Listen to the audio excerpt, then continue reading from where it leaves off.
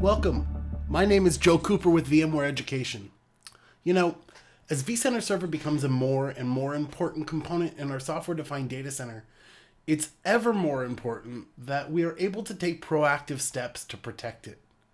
Now, there are a number of ways to do this, of course. Simply using vSphere High Availability does a great job of protecting vCenter Server against hardware failures. Enable HA in your cluster. When patching or performing or other maintenance on vCenter, you can always take a snapshot of your vCenter appliance VM to be sure that you have a rollback plan should something go wrong with your change. You can even rely on your backup team to ensure that the vCenter appliance VM is backed up along with all of your other virtual machines in the environment, or even do an out-of-band file-based backup before you make changes or upgrades. But isn't it time that we bring some clustering features directly into vCenter Server itself so that we can at least minimize the downtime and increase the reliability of recovering your vCenter in the event of a hardware failure? So vSphere HA is great, but I want something faster and more reliable for such an important component, right? So with the release of vSphere 6.7, VMware introduced vCenter Server HA. It works by creating a replica node that runs passively, receiving any changes made to your active vCenter node.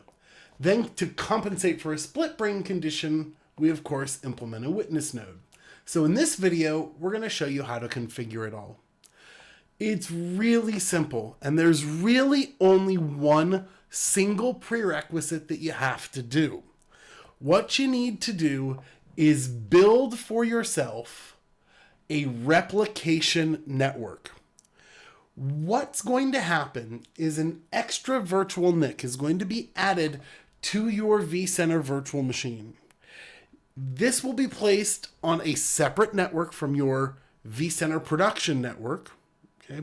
And it will be used explicitly for the replication of files, configuration files in vCenter, and database changes. So what I've done here to my distributed switch is added a replication virtual machine port group, okay? And I've actually put it on a new VLAN. If you're using a standard switch, you need to go to each of your ESXi hosts and add a virtual machine port group for that. That's the only prerequisite that we have before we dive in and start a very simple, well, I don't know. There's a few questions to answer. Before we start a wizard that enables vCenter HA.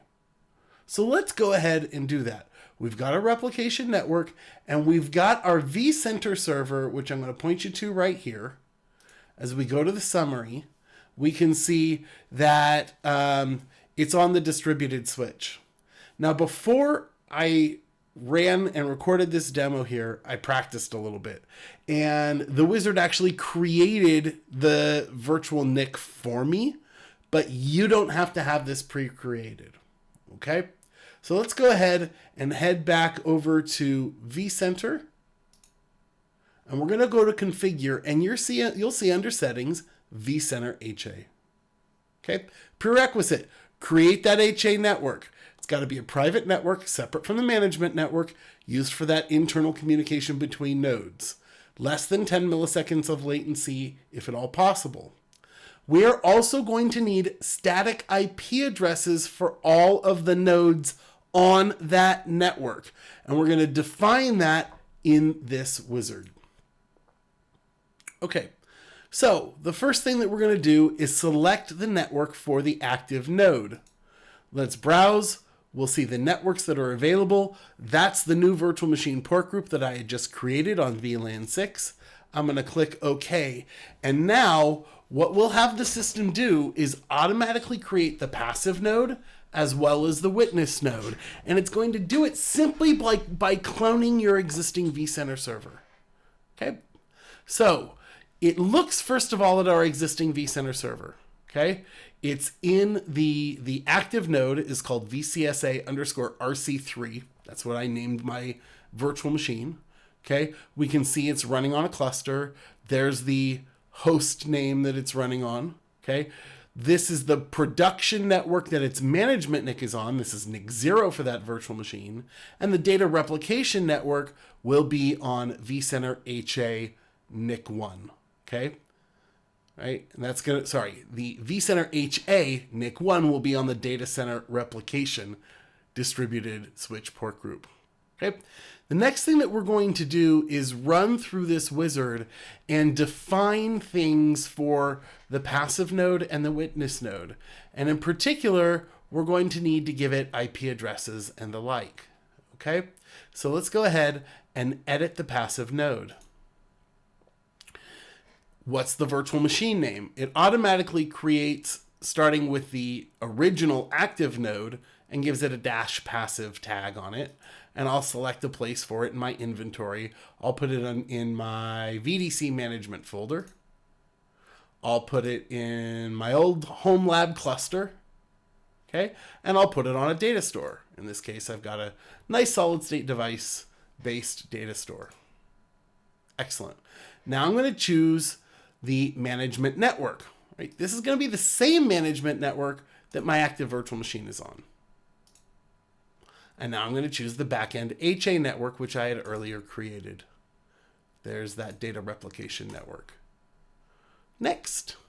Okay, looking good to me. We'll do the same thing now for the witness node.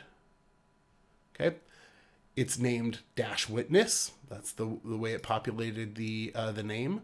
You can rename it. There's the virtual machine folder it goes in. There's the cluster that it's going to run on. There's the data store that it's going to run on.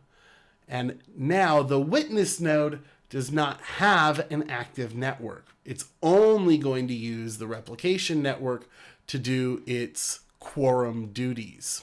Okay, so we'll put that on the data replication network and hit next. Okay, now I've set up the virtual machines themselves. And as I click next, I need to set up their IP addresses. Give it an IP address for the backend replication. In my case, it was VLAN 6, so that's the subnet I'm going to use. And just for conformity, so I know what's going on, I'll give it the same last IP address there. On the back end, since I don't need to route any traffic, I don't need a default gateway here. Okay, we're going to do the same thing now for the passive node. The passive node, we'll give it a different IP address. That one looks good to me. Okay. We'll give it a 24-bit subnet. You can do the subnet mask or the prefix length. And we'll do the same thing for the witness node. .6. How about 77? Okay. And a 24-bit subnet mask or prefix and hit finish. That's it, folks. Now, what's going on? It's setting up vCenter HA. Let's go ahead and have a look for ourselves at the tasks that are happening. So the first thing that's going on here as we deploy an HA cluster is that it's cloning a virtual machine. Okay. Now at this point, we know that our vCenter is a pretty big VM. Okay. This passive node is going to be a clone, really going to be a full clone of the active node. And we can see here its management IP address. We can see its HA IP address. The passive node has an HA IP address, and the witness node has an HA IP address. I want you to notice something here as well. The passive node has the same management IP address as the active node, but it's grayed out. When the passive node is powered on, the virtual NIC is not active within the guest OS. It's only until we detect a failure in the active node does the passive node become active. It starts all of vCenter services, and then it engages, turns on, enables the primary virtual NIC, taking over the IP address of the old active node. This way, any systems that were relying on vCenter will now rely on the passive node. This way, when I open up to VCSA 01, I'm now hitting the passive node instead of the active node. In other words, there's no other configuration change that's going to be required in any of the other systems that use vCenter, which is a really great thing.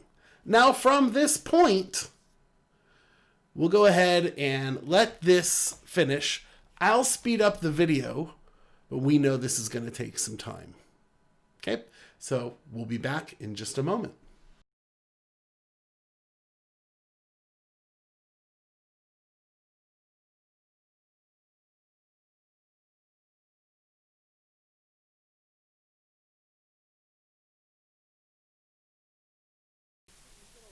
Well, it looks like things are pretty good here. We've got an active, a passive, and witness node, and they appear to be up and running.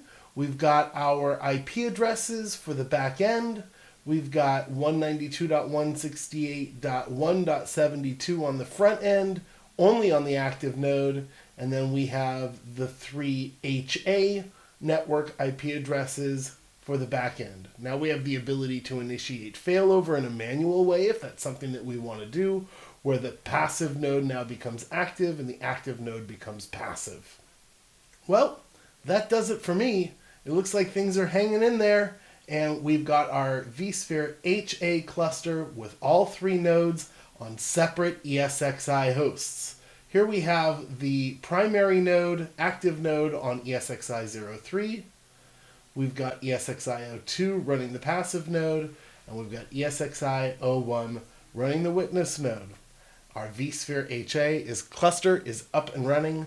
Thanks so much. I hope you've enjoyed this video and found it useful. Good day, good night, good evening. See you later.